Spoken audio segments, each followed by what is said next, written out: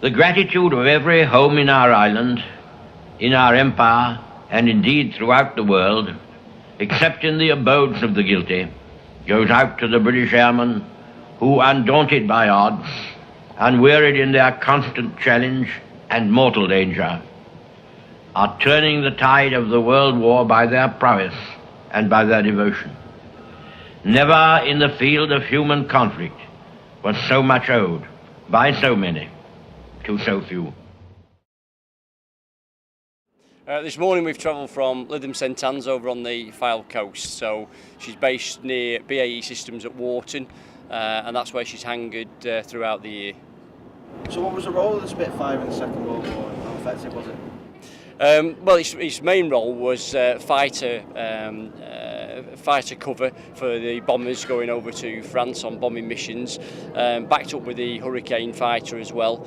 And in respect of its effectiveness, without a shadow of a doubt, certainly in the Battle of Britain wouldn't have been won without the role of the Spitfire and certainly the Hurricane as well. So what are the technical specifications of this Spitfire? This particular Spitfire is a Mk9 version of the early Marks with the Mark 1 and 2 in the Battle of Britain period.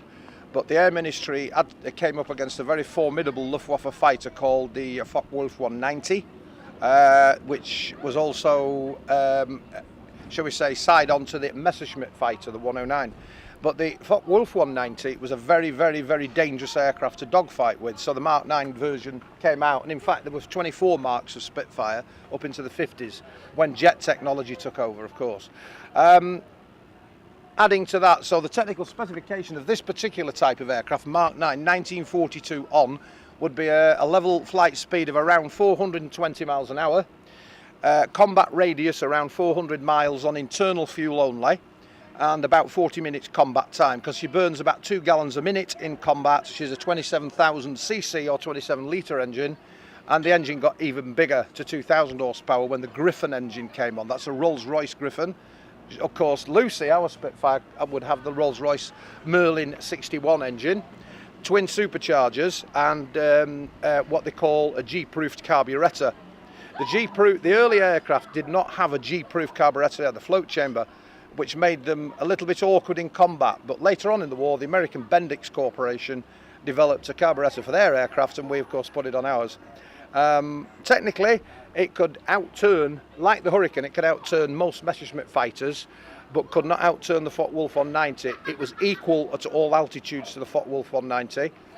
So it was down to the pilot's training and experience. Well, I think one of the main, from my point of view, is the ground crew obviously look after the technical support for us, but for me is really the armaments that are lying underneath the aircraft that you can see there. So typically 4 Browning machine guns in this particular aircraft and 2 Hispano 20mm cannons, and believe it or not, there's only 15 seconds of ammunition in a fully armed Spitfire. So when you see Hollywood, it doesn't really work like that. It's typical 1 and 2 second shots on the fire button, and the variance in the armaments being used is the 303, which is that little one, which was used as a rifle round as well. So those were used by the infantry on the ground. And then what we moved to with the cannons, so that's the long protuberances you can see sticking out the wing. That was the 20mm Hispano cannon shell. So what happened with that hit the enemy aircraft, and then the end of it obviously exploded and bounced around in the aircraft, causing a lot more damage. So that's Corporal Lomax's job. He keeps them armed and ready, and a typical turnaround for a team of 3 or 4 ground crewmen between missions is around about 7 minutes. So that's what it would take to actually rearm it and get it back up again. Why do you think the Spitfire has such an emotional and sentimental attachment to people of even danger? Is that way to do that? Yeah, well, I think we can all answer that one, and probably best to give you all our personal view on that. But certainly, at the time, again from the fighter perspective, the average age of a fighter pilot in World War I was between 19 and 21 years of age. When the Spitfire did come out and was first released by the RAF, it was the #1 fighter, a bit like the Typhoon now that the RAF are using. So as a young man just learning to fly, going into combat, you wanted the Ferrari of aeroplanes. I must stress that obviously the Hawker Hurricane did just as much, if not more, in the Battle of Britain, but that was actually designed for bomber support and attacking the bombers, whereas these things were one-to-one combat with the enemy fighters. And I think that's the thing. But obviously when the Battle of Britain was raging above the skies of the southeast of England, you could hear that engine, you could see that silhouette of that aeroplane, and that image has lived with the nation ever since. And certainly wherever we go with this particular aircraft, it draws a massive crowd and is something that even students of your age are keen to learn about. From my perspective, the Spitfire, well, the Hurricane, as my colleague said, Squadron Leader Coombs here, said that the Hurricane did 3/4 of all the kills in the Battle of Britain because it was tasked with mainly the bombers and light attack aircraft. However, the Hurricane could outturn the Messerschmitt. My view on the Spitfire and Hurricane is that we're here discussing it because of them. That's how bad it would have been after an invasion. And the men and women who put their lives on the line, and many who lost theirs, and that's my opinion. What was the German equivalent to the Spitfire and how similar were they in World War? Well, this was actually developed, the Mk9 Spitfire came out in 1942 as a direct result of the Focke-Wulf 190, as Chiefy has just mentioned. And at all stages, the Spitfire, fortunately for the Royal Air Force, was always one step ahead of German development. And certainly in the turn, that was the number one move for us to get away from any enemy fighters, whether it was the 109 or the Focke-Wulf 190, by going into a steep left or right turn. Usually then the German aircraft peeled off and left you to it. But as the chaps have already said, the development went right up until 1954 to the Mark 22 Spitfire, which ended up with 5 props and a far larger engine, a far bigger aircraft. So it was war is the mother of all invention, they say, and as every single week and month went on, the Spitfire improved and developed as it came on. But certainly the Focke-Wulf 190 was a key one for the Luftwaffe from 1942 onwards.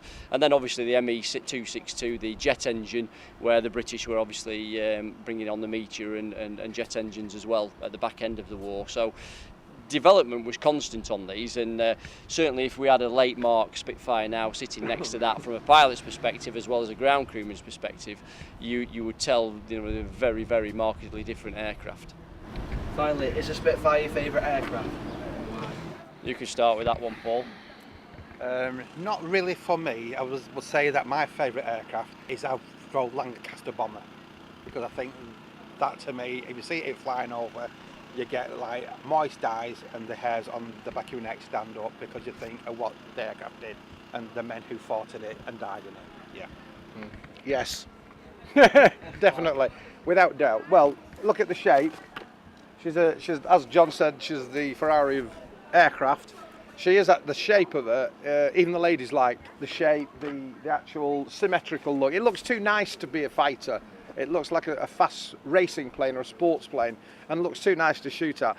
But yes, it is my favourite. The Mk9 version is the favourite of all my Marks because it was notoriously bad to fight with for the Germans. The Germans said to it was the best dogfighter that Britain produced. Later Marks, as my colleague said, were heavier, certainly faster, slightly, only slightly. But the Mk9 was known as the best all-round dogfighter. The only Achilles heel for a Spitfire is its range. It's a short interceptor fighter, short range. They did actually fit larger tanks to it later on, but when the American Mustang came in, they could escort bombers all the way to and from Berlin. And that's about it. Well, I suppose I've got to put my pilot's hat back on again, haven't I? So if there was a line on the dispersal at the station, yeah, I think I'd be running out for the Spitfire every time. Because from a pilot's perspective, you wear a Spitfire. You're not flying it, you wear it, and the aircraft works with you and flies itself literally. Take your hands off the controls and it corrects itself and it flies. It's a Formula 1 racing car of 1942 in the Second World War, and as a 19-year-old fighter pilot with all that responsibility, this would have been the day that I'd have been